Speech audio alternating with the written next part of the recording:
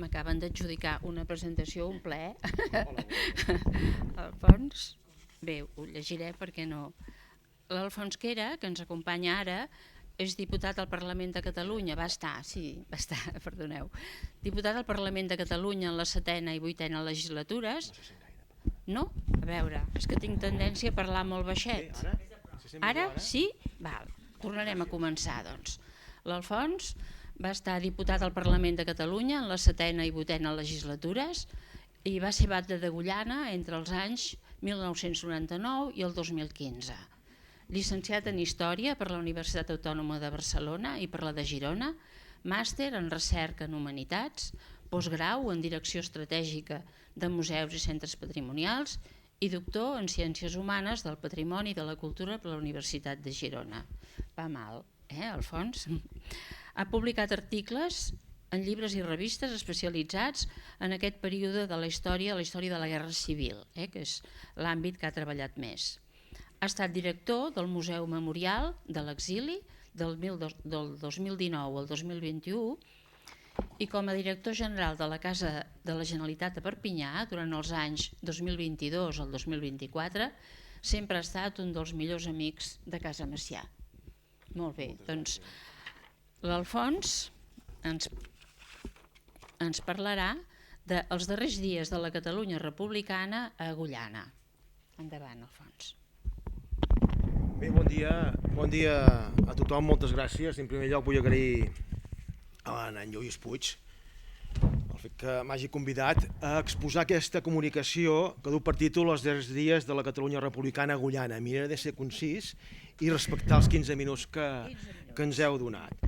Vaig per feina. Agullana va ser punt clau de la retirada en aquells mesos del gener i febrer del 39. Com molt bé sabeu, delimita amb el Vallespí, a la Catalunya Nord, i els camins utilitzats pels refugiats per arribar-hi van ser 3, en aquell gener i febrer del 39. Aquí, en aquestes imatges, hi ha els colls per on van passar els refugiats republicans. Concretament, els 3 colls són el coll de Manrella, el coll de Llim és conegut perquè va ser per on va passar el president Companys, passant per la Vajol, i el coll de Portell, que queda més a la vostra dreta, a la dreta d'Agullana, que és a tocar la Jonquera. Aquests camins conduïen, i condueixen evidentment, directament als pobles de les Illes i al Portús. Abans de tot, dir-vos que un cop feta aquesta descripció dels camins per on van passar gran part dels refugiats per aquesta zona, dir-vos que el títol d'aquest llibre el títol d'aquesta comunicació és un homenatge a l'escriptor tarragoní Antoni Rovira i Virgili, que a més va ser president del Parlament de Catalunya a l'exili l'any 40 i 49. Agullana en aquells moments, el juliol del 36, tenia de la vora de 1.100 habitants. Al llarg de la guerra, la majoria de les cases benestants van ser confiscades pel govern de la Generalitat i de la Segona República. Aquestes cases, aquests edificis, serviran posteriorment al gener i febrer del 39 com a seus provisionals del govern català i espanyol. Al mateix temps, en aquells dies de la Guerra Civil, hi hagué, com a la majoria de municipis del Principat, una col·lectivització de les empreses, la indústria del suro. Vull recordar que Agullana tenia una indústria del suro molt potent des de feia un segle i mig, que ocupava, per exemple, poso una dada, per exemple, l'any 1913 de la vora de 600 persones, es va col·lectivitzar les 2 línies d'autobusos que hi havia, l'explotació dels boscos, etc. Durant la guerra també trobem el racionament de tot tipus de productes. Al principi el subministrament era suficient, però ràpidament es va anar aprimant. L'escassetat quedava alleugerida amb el contraban, especialment amb el municipi de les Illes, del Vallespí. Aquí s'hi trobava de tot, es veu, i en 3 hores i mitja a peu s'hi arriba. En aquelles condicions, als anys 37 i 38, el municipi d'Agullana va acollir, seguint la via oficial, exactament 168 refugiats, que representava un 16% de la població, segons el llibre Víctimes 1936-1946, editat pel Memorial Democràtic l'any 2000. Ha estat ben present jo això ho he sentit explicar moltes vegades, a casa meva i també més enllà, ha estat ben present fins fa poc el record de la presència de nombroses famílies de refugiats de Màlaga allotjades al xalet de Can Pallada, que després us passaré unes imatges del xalet, de la Franja d'Aragó i del País Basc. L'Empordà va acollir exactament 6.736 refugiats, que representa un 11% del total de la població, 5 punts per sota del que va acollir Agullana. Unes dades oficials que de ben segur es queden curtes a Agullana, ja que diversos testimonis expliquen que a partir del gener de l'any 38, quan comencen els bombardejos feixistes a la ciutat de Figueres, molts figuerencs i figuerenques van venir a viure un temps a Agullana. A principis del 1939, Agullana va viure l'arribada massiva de la gent que fugia de les tropes feixistes, bàsicament nenes, nens i gent gran. Aquesta vegada, però, a diferència de l'anterior, no arribaven per instal·lar-s'hi. Volien creuar la frontera, la ratlla, les cases i els masos van omplint-se perquè demanen ajuda, encara que fos per una o dues nits. Al mateix temps, els camps dels voltants, un altre record present fins avui, ben present a Agullana, es van transformar en un immens campament de milers de persones. Us llegiré a continuació un testimoni molt destacat, que és el de Josep Joanola Campà, un agullanenc que va escriure les seves vivències al cap d'uns anys. Joan Josep Joanola, en referència a aquells dies del gener i febrer del 39, ens diu: tant de dia com de nit, contínuament les cases del poble eren sol·licitades per passar-hi unes hores, per dormir i secar-se la roba. Feia un temps molt plujós i feia pena veure aquella pobra gent desemparada buscant refugi per unes hores per poder reemprendre la caminada a muntanya amunt cap a França. Tot era ple i no hi havia més remei que dormir al ras. Arreu era ple de fang. A les cases no hi havia electricitat, doncs les centrals de Darnius i Massanet de Cabrenys havien tancat. La gent que marxava a peu per la muntanya ho deixava tot.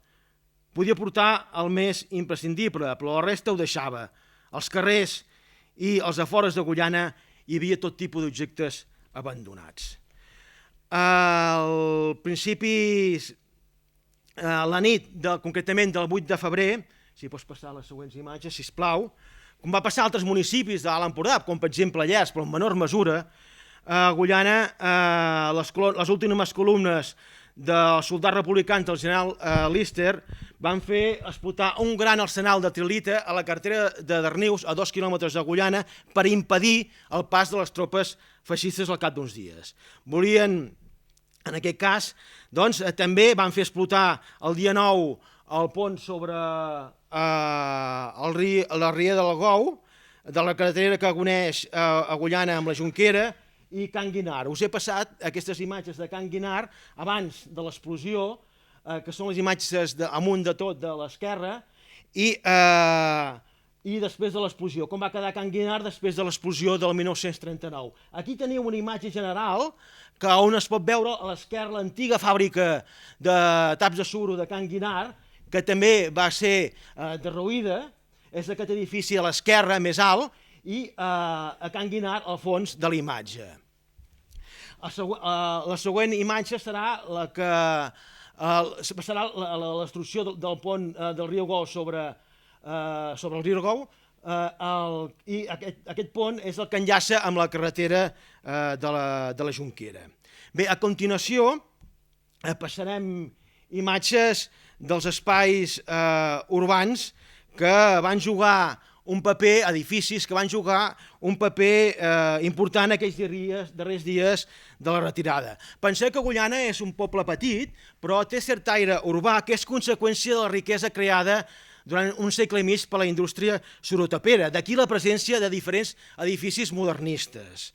Per exemple, a Can Parellada, dels arquitectes Antoni Gaudí i Bernat Pitjoan, va funcionar com a colònia infantil, especialment de nens de Màlaga, com abans us he comentat, i nenes, als anys 37 i 38. Més endavant, a partir del gener del 39, va ser la seu provisional del Ministeri d'Estat d'Hisenda i Agricultura. Concretament, en aquest edifici s'hi va allotjar des del 25 de gener fins a principis de febrer el general Vicente Rojo. La següent diapositiva és la Camp Vidal, que va funcionar durant tota la guerra com a seu del Comitè de Milícies Antifeixistes d'Agullana, un comitè de milícies antifeixistes que va tenir molta més força que els ajuntaments que hi va haver-hi de diferents colors polítics durant aquells anys. A continuació passaríem unes imatges de l'Escola Pública Lluís Marià Vidal d'Agullana, una escola pública que va ser inaugurada el 1913 i que aquells dies de gener i febrer del 39 va funcionar com a seu provisional dels Ministeris d'Estat d'Hisenda i d'Agricultura. Aquí, en aquell lloc, era on s'expedien els passaports. A continuació passaríem una imatge de la Societat de la Concòrdia.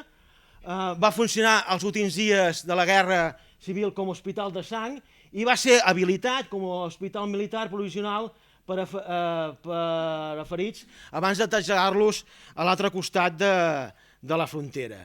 Altres espais d'especial rellevància van ser a Cal Amador Bec, al carrer Colom d'Agullana, que va funcionar com a delegació de l'antiga Unió Soviètica i al fons d'aquest carrer, el número 26, s'hi va ubicar també l'ambaixada mexicana. L'espai més emblemàtic, aquí teniu una imatge, va ser sense cap mena de dubte Can Perxés. Can Perxés va adquirir, molts de vosaltres ho sabeu, un protagonisme especial durant la retirada republicana del 1939. Aquesta casa, penseu que per la seva situació a prop de la frontera i per les seves grans dimensions, el seu aïllament i el seu camuflatge dins del paisatge, fou confiscada per la Generalitat de Catalunya la primavera de l'any 1939. Va actuar en aquells darrers dies de la guerra com a darrera seu provisional de la Generalitat de Catalunya, va actuar també com a seu provisional de la Institució de les Lletres Catalanes i també com a dipòsit de salvaguarda d'obres d'art en retaules gòtics i peces arqueològiques. El president Companys va arribar al Mas Perxés el 30 de gener del 39, provinent del Camp Descalç, a Darnius, a 8 quilòmetres. També van passar pel Mas Perxés molts diputats del Parlament de Catalunya, els funcionaris, entre d'altres.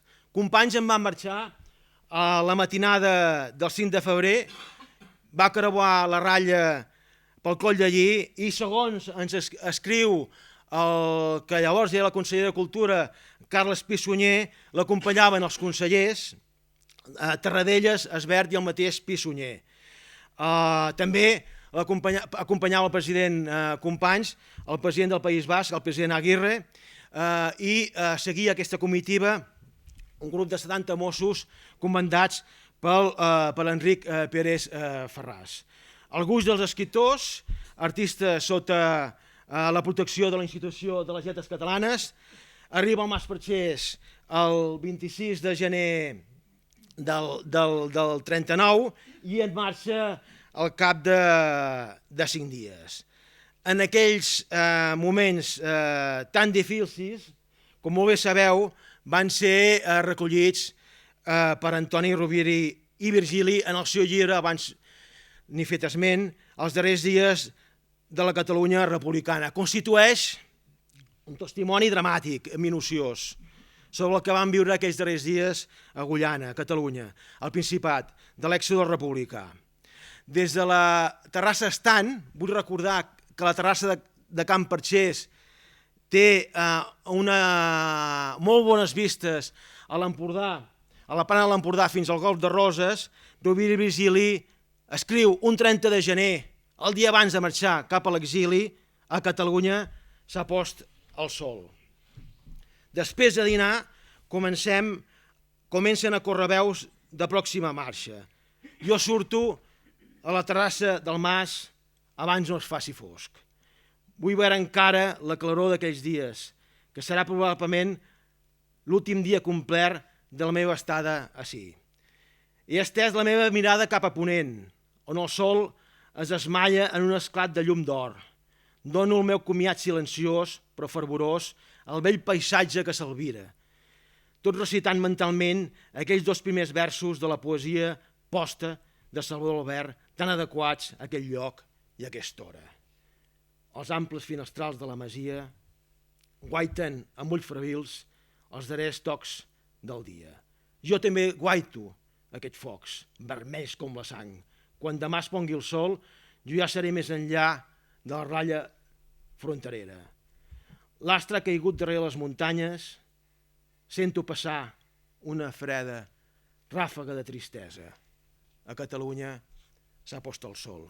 Recordo, al cap d'uns anys, concretament 61, la retornada de la filla gran de l'Antònia Rovira i Virgili, la Teresa Rovira i Comas, a conseqüència d'un acte que va organitzar la Institució de les Lletres Catalanes, amb en Josep Lluís Carot Rovira, ho recordar perfectament, de restitució de la memòria de Rovira i Virgili i de dignificació de la seva tomba.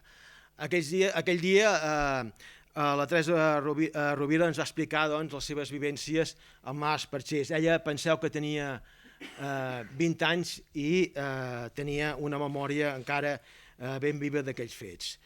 El municipi d'Agullana va quedar molt afectat, com no podia ser d'altra manera, pel pas d'aquest èxode massiu. El Mas Perxés es convertí al cap d'uns anys en un símbol de l'exili cultural. Molts escriptors en van deixar un testimoni. Aquests darrers 25 anys hem de dir que especialment Agullana ha reivindicat el seu paper en aquest episodi fonamental de la història contemporània de Catalunya.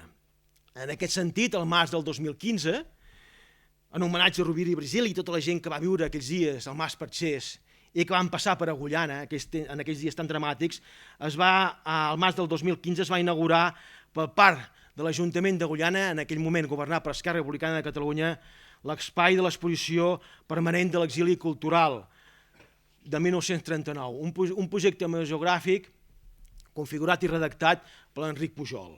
El dia de la inauguració, Jordi Font, el que llavors era el director del Museu Memorial de l'Exili de d'Agullana, va afirmar: Agullana podríem considerar-la com el darrer estadi abans que la Catalunya de l'hivern de 1939 entrés en una mena d'any zero, ja que es va quedar sense les classes dirigents, demòcrates i republicanes, i sense les èlits culturals, artístiques i científiques. Acabo. L'abast d'aquell enfrontament ens resulta encara avui inimaginable.